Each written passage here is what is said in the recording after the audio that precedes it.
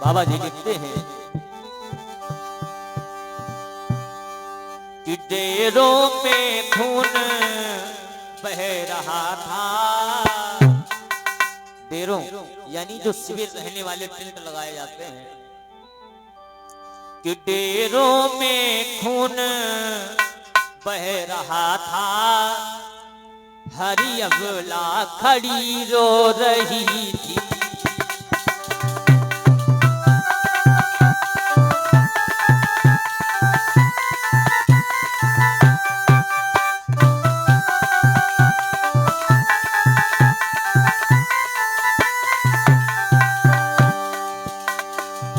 डेरों में खून बह रहा था,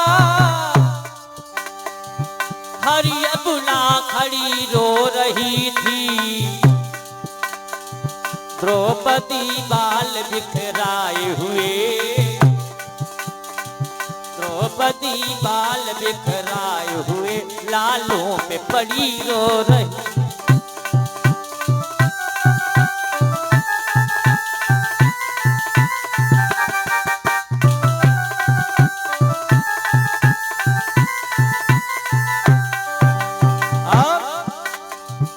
इतने इधर जितने समय सुबह होते ही द्रौपदी ने देखा है कि जिस शिविर में पांडवों के 5 बेटे सो रहे थे, उससे खून की धारा लगी हुई। अंदर जाकर के देखा द्रौपदी ने कि 5 बेटे तो लेटे हैं लेकिन धड़ पड़े हैं, सर नहीं है।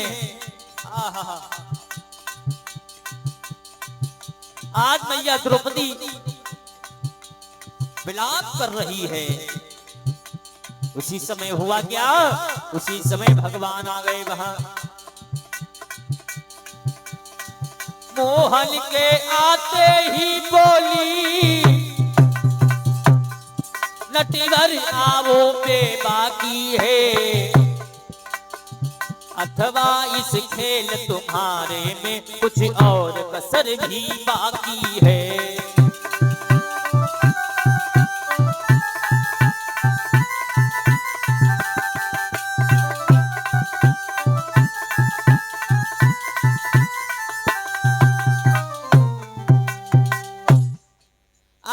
द्रौपदी भगवान को आते हुए देखा, कहने लगी, ये मोहन, हे केशव, हे मेरे भाई, तुझे लोग भगवान कहते हैं, लोग तुझे भगवान कहते हैं। तू तो मेरे साथ में बना ही रहा, लेकिन मेरे 5 बेटे मारे गए। ये क्यों हुआ? तू कैसा भगवान है जो जानबूझ करके मेरे बच्चों को मरवा दिया? भगवान कहने लगे, हे बहन, जो इस संसार में जितने दिनों के लिए आया है, वो इस संसार में उतने दिन ही रहेगा। इन बच्चों का समय पूरा हो गया था, इसीलिए आपको छोड़ करके चली गई। क्योंकि संसार व्रत लोक है, जो आया है उसे जाना पड़ेगा। और बहन, यहाँ पर एक बात और है। क्या? आज तेरे बच्चे मारे गए हैं, अगर यहाँ पर तेरे पतियों को ना ले जाकर के ना यहीं पर अगर तेरे पति होते, अगर तेरे पति मारे जाते तो क्या करती तू? बच्चे नहीं रहे हैं, बच्चे फिर हो जाएंगे, और पति अगर मर जाते तो पति दोबारा कहाँ पाते तू? बच्चे तो दोबारा मिल जाएंगे। भगवान ने बार बार द्रौपदी को समझाया, कहने लगी, शांत हो जाओ। संसार में सबके ऊपर दुख आता है, तेरे ऊपर भी आया है, इस दुख को मैं भी नहीं रोक सकता। और एक बात बताएं, जीवन में आप चाहे जितने पुण्य कमा लो, चाहे जो कुछ कर लो, जितने कष्ट आपको बदे हैं वो तो मिलेंगे, लेकिन अच्छे काम करने से फायदा क्या होता है? जैसे हमारे साथ में कुछ ज्यादा होने वाला होता है तो भगवान की कृपा से वो कम हो जाता है, लेकिन होता जरूर है। बोले गोविंद भगवान की। जैसे उदाहरण में समझ लो, खेत में जो है घास मरने की दवा डालते हो, है ना? जैसे धान वान लगाया, उसमें बहुत खर हो जाता है, उसमें घास हो जाती है, घास को खत्म करने के लिए दवाई डालते हो, खूब अच्छे से डालते हो, घास मरती भी है। लेकिन सारी रही मरती है, कुछ रह भी जाती है, जड़ से नहीं खत्म होती है। इसी प्रकार जो तुम्हारे साथ में बुरा होने वाला होता है, अच्छे काम करने से भक्ति रूपी जो है इस दवाई को जब आप के जो साथ में बुरा होने वाला होता, बुराई रूपी घास के ऊपर जब पड़ती है ये दवा, तो घास मर तो जाती है वो, लेकिन थोड़ी बहुत रह जाती है। वैसे ही जो तुम्हारे साथ में गलत होने वाला होता है, जब हम अच्छे काम करते हैं तो वो दब जाती है, कम हो जाती है, लेकिन खत्म नहीं होती है। बोले गोविंद भगवान। आज भगवान ने समझाया। आज अर्जुन को क्रोध आ गया, कहने लगे, हे देवी, कि अर्जुन बोले, ठहरो भद्रे, मैं आज नीच को लाऊंगा, या तेरा वचन निभाऊंगा, या मुंह न तुझे दिखलाऊंगा। हे द्रौपदी, मैं तुझे वचन देता हूँ, मैं जा रहा हूँ, जिसने भी तेरे बच्चों को मारा है ना, आज उसे मैं जीवित नहीं छोड़ूंगा। प्यारे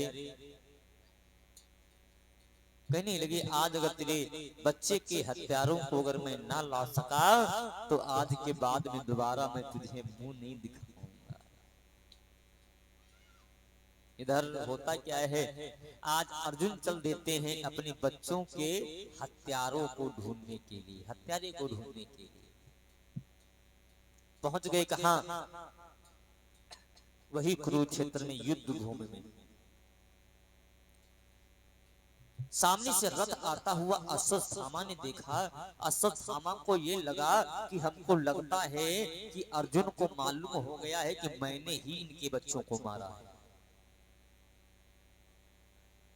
मालूम क्या हुआ? अश्वत्थामा वहां से भाग खड़ा हुआ। वो कहते हैं ना, चोर के दाढ़ी में तिनका। जो गलत काम करता है ना, उसको संशय बनी रहती, भले कुछ ना मालूम हो, उसको शक रहता है, सब नहीं जान गए, शक बना रहता है। ऐसे ही शंका इसको हो गई। अश्वत्थामा विचार करने लगा, हमको लगता है कि अर्जुन को यह मालूम हो गया है कि मैंने ही इसके पुत्रों को मारा है, इसीलिए वो अपने प्राणों की रक्षा के लिए भाग खड़ा हुआ। भगवान कहने लगे, अर्जुन, तेरे बच्चों का हत्यारा यही है, पकड़ लो। अर्जुन कहने लगे, ये तो अश्वत्थामा है, मेरा गुरु भाई है। अश्वत्थामा ये पांडवों का गुरु भाई है, अर्जुन का गुरु भाई है। कैसे? ये अश्वत्थामा द्रोणाचार्य का बेटा है, और द्रोणाचार्य कौन थे? अर्जुन के गुरु जी थे, जिन्होंने धनुर्विद्या सिखाई थी इनको। ओमकार जी, एक गिलास जल ला दीजिए। भी अर्जुन कहने लगे, भगवान, ये तो मेरा गुरु भाई है, ये कैसे मेरे बच्चों को मार सकता है? भगवान कहने लगे, संसार में ये मत सोचो कौन क्या नहीं कर सकता है। जो तुम सोचोगे ना वो नहीं होगा, जो नहीं सोचोगे वही हो जाएगा। पकड़ो, यही है। अर्जुन ने जो है भगवान की बात को मान लिया, और अश्वत्थामा को रथ में बांध लिया। रथ में बांध करके ले आए द्रौपदी के पास। द्रौपदी से कहने लगे, द्रौपदी, कहो अश्वत्थामा की इसने ही तेरे बच्चों को मारा है, कहो तो इसको जान से मार दूं या इसके पूरे शरीर की खाल उधेड़ लूं। कहो क्या करूं मैं? द्रौपदी ने देखा है अश्वत्थामा को सर लटकाए हुए खड़ा है।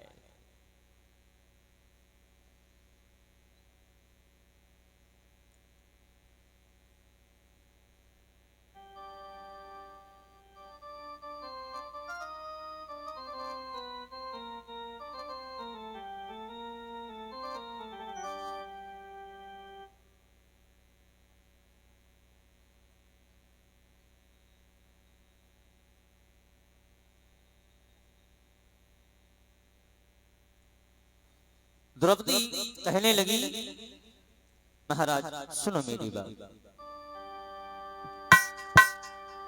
कि इसे मार कर क्यों, हे प्रभु, इसे मार कर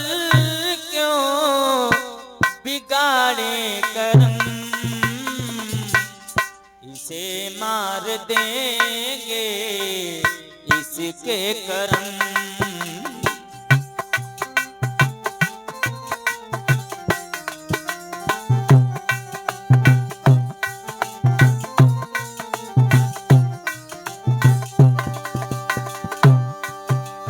इसे मार कर क्यों,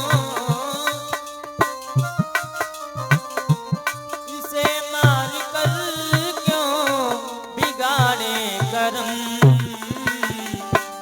इसे मार देंगे इसके कर्म, इसे मार देंगे।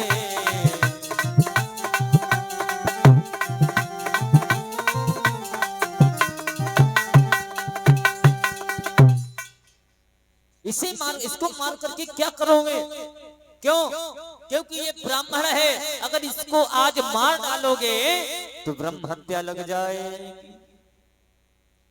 द्रौपदी कहने लगी महाराज मैं हाथ जोड़ करके ये मांगना चाहती हूँ कि हमारी इच्छा तो ये है अश्वत्थामा को छोड़ दिया जाए। क्यों? मैं ये नहीं चाहती हूँ कि जिस प्रकार से मैंने अपने लाल को खोया है, अपने बच्चों को खोया है, मैं ये नहीं चाहती हूँ कि किसी मैया की कोख उजड़े। ये भी किसी मैया का पुत्र है। ऐसा करो महाराज, इसको छोड़ दो। और बताएं ओमकार जी, ऐसी नारियां, ऐसी महिलाएं अपने ही देश में पाई जाती हैं। माताओं बहनों का जो हृदय होता है मक्खन के समान मुलायम होता है। बाबा जी ने इसी जगह पर एक बात लिख दी, क्या?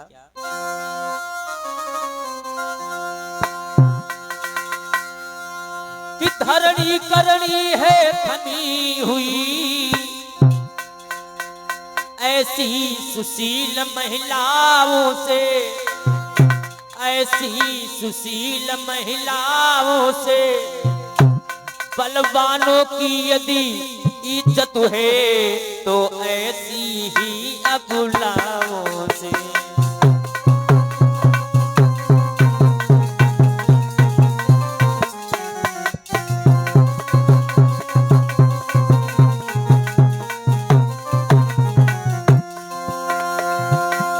बलवानों की यदि इज्जत है तो ऐसी ही अबुलाओं से।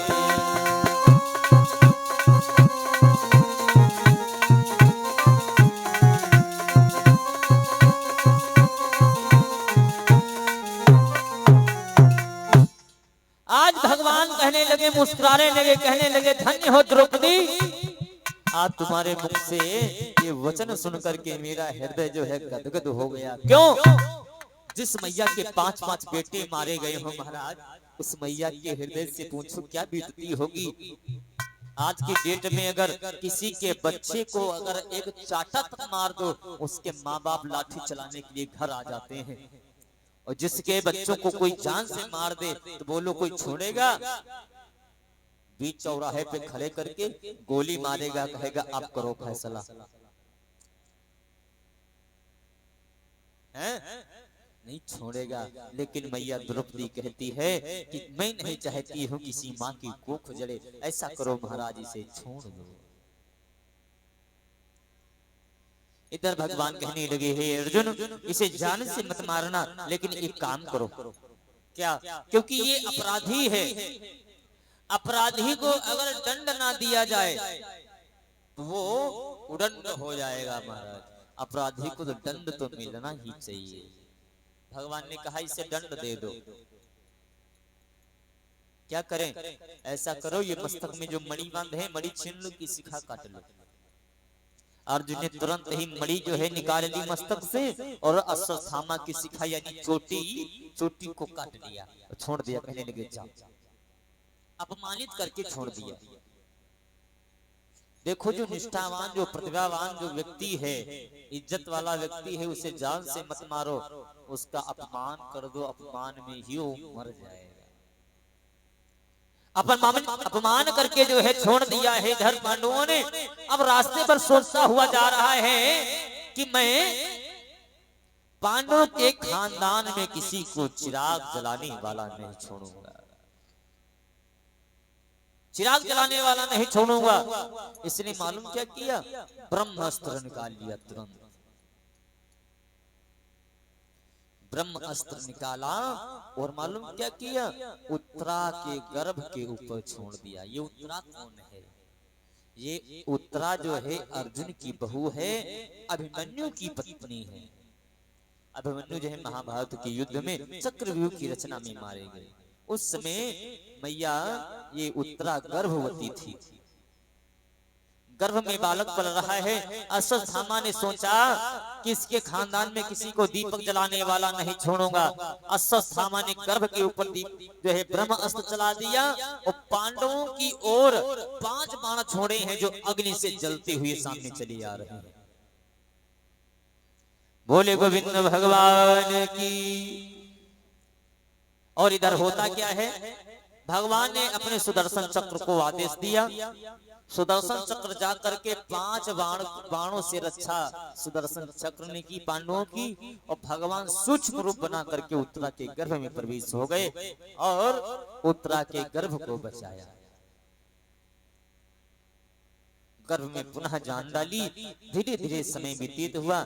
समय व्यतीत हो जाने के बाद में उत्तरा ने एक पुत्र को जन्म दिया है, जिस बालक का नाम पड़ा परीक्षित।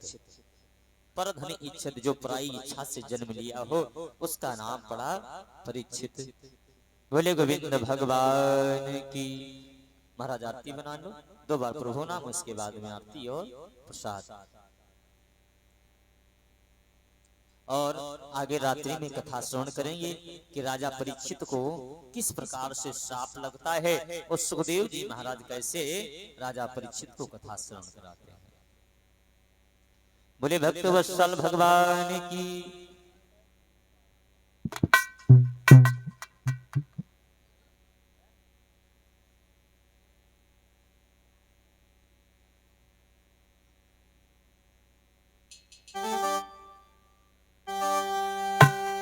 दो बार प्रभु नाम बोले।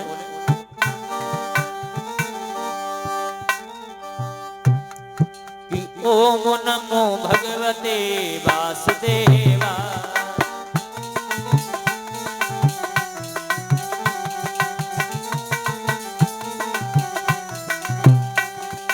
ओम नमो भगवते वासुदेवा।